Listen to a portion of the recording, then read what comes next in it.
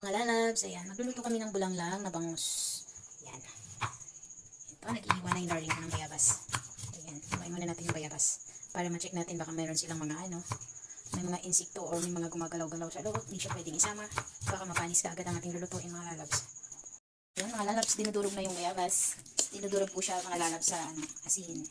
Ganyan magluto ng bulanglang yung asawa ko. Ayan. Masarap yan kahit paano niya lutuin. Kahit na nilalamas-lamas niya na ganyan. Masarap daw yan pag kinakamay. Pero, malinis naman yung kamay niyan kahit ganyan lang yan. Ayan mga lalabs, lagyan na natin ng tubig, ganun, water. Ayan mga lalabs, habang pinapakulo yung bayabas, nililinis naman ng darling ko yung kanyang bangus. Ayan. Malaki na siya. 200 pesos lang yan mga lalabs. Ayan o, nagtatalsikan yung kaliskis mga lalabs. Makalat mga lalabs. Ayan lalabs.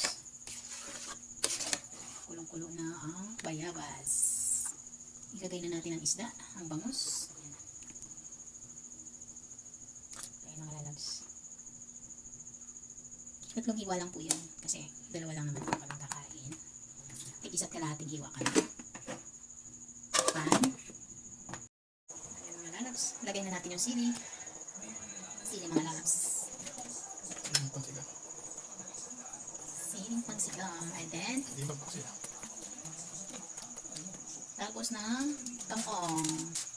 Tsaka, lagyan natin ng mga lalabs. Seasoning mix mga lalabs. Seasoning mix na lang yung mga lalabs kasi kanina may asin na, diba? Ayan mga lalabs, luto na yan.